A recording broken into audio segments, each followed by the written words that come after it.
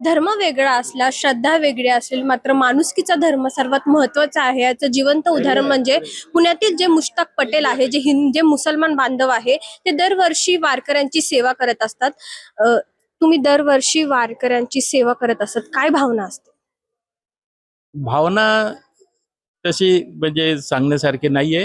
भावना म्हणजे एक समाधान, एक मानसिक समाधान, एक हृदयात्मक समाधान जे या सेवेमध्ये आम्हा लोकांना मिळतो. माझे ट्रस्टमध्ये जे लोक सगळे कामं करतात त्या लोकांना जो मिळतो त्याच्यापेक्षा मोठं समाधान करोड रुपये जे काय म्हणजे करोडपती कोण बनेगा आणि करोडपतीचं म्हणजे पैसे घरी आले त्यापेक्षा कित्येक वतीने हा समाधान फार मोठा आहे.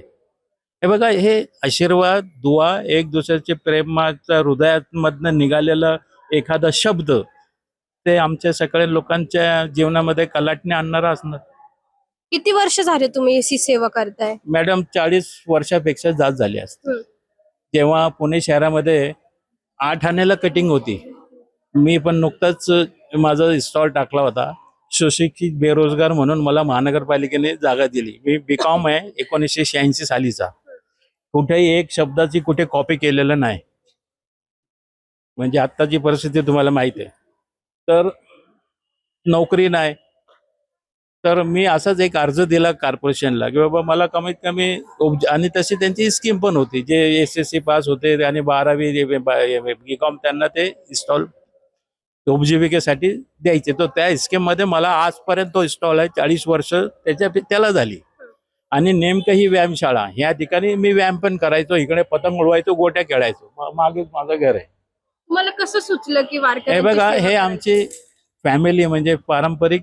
माझे आई वडील पण फार मोठे म्हणजे अशी सेवामध्ये काम करायचे. तेव्हा आमची आई पालखी आमच्या घरी 3-4 लोक यायची त्यावेळेस. त्यांना पुरणपोळीचं जेवण द्यायची आणि ती स्वतः हाताने करायची. आम्ही लहान होतो. आम्ही 6 भावंडामध्ये एक बहीण आहे. आमच्या आई वडिलांना आम्ही 6 भाऊ आणि एक बहीण. आता तर एक बस आणि दुसरा नकोच अशी परिस्थिती आहे. पण त्यांनी तो तो सांभाळलं आणि ती आमची आई 3-4 वारकरी बांधवांना घरी बोलवायची आणि त्यांना पुरणपोळीचं जेवण द्यायची. ते आम्ही बघत होतो. ती परंपरा आता ते 1997ला आमची आई साहेब गेल्या. 2009 मध्ये वडील गेले. पण त्यांच्या आत्म्याला त्यांची जी विचारधारा होती ते कुठेही न थांबता आम्ही ते या ठिकाणी सुरू केलेली आहे. या ठिकाणी काय काय वारकऱ्यांची सेवा केली जाते? बघा, त्यांच्या नशिबाने त्यांना ते सगळं मिळतं. कोण कोणाला मागत नाही. वास्तविक त्यांना पण त्यांची काही गरज नाही. त्यांचे ट्रकभर सामान त्यांच्या बरोबर असतो. जेव्हा वारी संपती आषाढी एकादशीला जेव्हा ते संपतं तेव्हापर्यंत त्यांच्याकडे त्यांचं सगळं स्टॉक कोटा असतो. गहू तांदूळ पासून इव्हन गॅस सिलेंडर पासून माचीस पासून सगळी गोष्टी ते इतरांवर अवलंबून राहून ते हे सगळे दिंडीमध्ये येतात. अशा काही भाग नाही. हे तर ज्याचा ज्याचा आपला विषय की कोणाची तरी दुआ मिळावी म्हणून हे सगळे कार्य सुरू आहे. आता पुणे शहरामध्ये तुम्ही बघितलं असेल की फार मोठ्या प्रमाणावर आदरातिथ्य या लोकांचं केलं जातं. त्यांनी हे कुणाकडे जात नाही, कुणाकडे मागत नाही. हे परमेश्वर त्यांच्या नशिबातलं जे आहे ते त्यांना या ना त्या मार्गाने ते त्यांना मिळत राहतं आणि मिळत राहील. एका बाजूला आपण पाहतो हिंदू मुस्लिम वाद असतो, मात्र दुसरीकडे तुम्ही ही सेवा करताय. काय सांगाल? हे बघा मॅडम, 5 बोटं बरोबर नाही, एकसारखी नाही. काल का परवा मुख्यमंत्री साहेबांनी सांगितलं की बाबा वाळंदीला येऊ नका. त्याचा पण काही लोकांनी त्यांचं ते आदेश मानला नाही. आपलेच काही लोक पुण्याला डायरेक्ट आली. काही लोक काल परवा पण पार्टीचं प्रस्थान झाला तर बळजबरीने काही लोक तिकडे गेली. जीवाशी त्यांना खेळायला नको आहे का? मग राज्याचा मुख्यमंत्री सांगतोय की तुम्ही नका येऊ आळंदीला, पुण्यात जा. तर काही मानणारे आहे, काही न मानणारे आहे. त्यांना जे काही म्हणायचं ते म्हणू द्या. त्यांना जे काही करायचं ते करू द्या.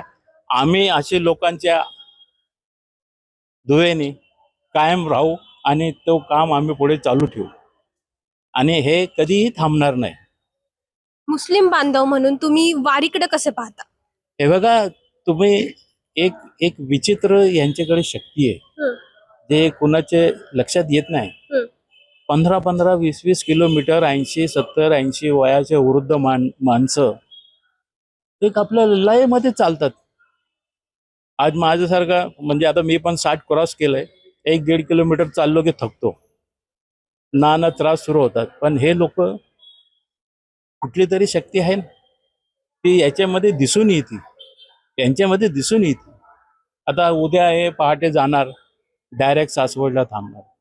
छोटा टप्पा नाहीये, मोठा टप्पाला आहे, पण ते नॉन स्टॉप चालत राहतं. ते परमेश्वराची त्यांना ते देणगी आहे. माऊली, काय सांगाल, कुठून आलाय तुम्ही? देहू हं. संत तुकाराम महाराज पालखी सोहळ्यातून देहू गावातून आलो.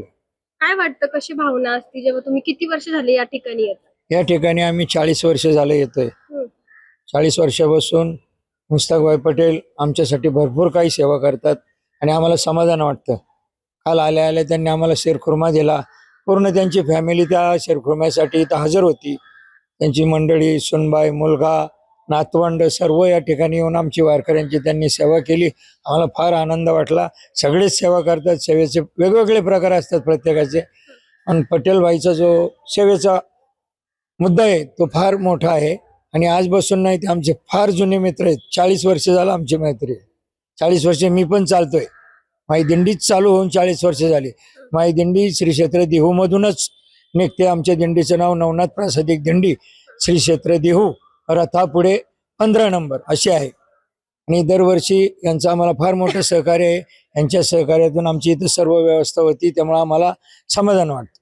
आपण एका बाजूला पाहतो हिंदू मुस्लिम वाद पाहतो, मात्र दुसरीकडे मुस्तफ जसं आहेत ते इतकं मोठं काम करतात, वारकऱ्यांची सेवा करतात. काय वाटतं तेव्हा? आम्हाला खरंच इतका अभिमान वाटतो. आणि खरंच मला तर, मी जाग्याहून निघाल्यापासून पंढरपूरपर्यंत मुस्ताकभाई सारखी 10 लोक आहेत मला मदत करणारी. पुण्यात मुस्ताकभाई आहे, इथं सासवडला आहे, प्रत्येक गावामध्ये मला सहकार्य आहे. कोणाचा चहा आहे, कोणाचा नाश्ता आहे, असं सर्व मला तर वाटत नाही. ह्या वारीमध्ये तर मला वाटत नाही. बाकी कोणाला वाटत असेल हिंदू मुस्लिम भेद, पण मला वाटत नाही. मला पंढरपूरपर्यंत माझे अन्नदातेच 10 आहेत टोटल, त्यामुळे मला तो कधी वाटला नाही. आणि मुस्ताकभाई, सुरुवातीलाच मुस्ताकभाई पासून सुरुवात होते, पंढरपूरपर्यंत मला सर्व मुस्लिम बांधवाचं सहकार्य असतं. त्यामुळे हा वादाचा विषय नाहीच, यामध्ये आनंद वाटतो. माऊली, तुम्ही कुठून आलाय? आम्ही देहूमधनच आहे. आम्ही नवनाथ प्रसादिक दिंडीमधनच चालतो. आम्हाला पण चालून जवळ 40 वर्ष झाले आणि तेव्हापासून आम्ही इथे येतोय. सुरुवातीला आमची इथं काय राहण्याची सोय नव्हती. ही जी व्यायामशाळा होती तिथंच आम्ही झोपायचं, बाहेर तंबू टाकायचे. पण नंतर यांच्या सहकार्याने हा मोठा हॉल तयार झाला आणि त्यामुळं आता 4-5 वर्ष झाले आमची इथं खूप चांगली राहण्याची सोय होऊ लागली आणि अन्नदान पण होतं. बाकी सगळी व्यवस्था हे करतात, त्यामुळे आम्ही आनंदी आहे आता पहिल्यापेक्षा. पहिलं तंबूत पावसात आम्हाला इथे चिखलात थांबावं लागायचं. मग आता ही सोय झाल्यामुळं आपले सगळे वारकरी आनंदात आहे. एकीकडे आपण पाहतोय हिंदू मुस्लिम वाद असतो, मात्र दुसरीकडे आपण पाहतोय की काही लोक अशी देखील आहेत जे वारकऱ्यांची सेवा करताना आपल्याला पाहायला मिळते. आपण एकंदरीतच आपण या ठिकाणी पाहू शकतो, तर वारकऱ्यांसाठी झोपायची सोय असू दे, खाण्याची सोय असू दे, या ठिकाणी केली जाते. त्यामुळे हिंदू मुस्लिम वाद जरी असला तरी सेवा करणारी लोक देखील आहेत, असे याकडून आपल्याला समजते.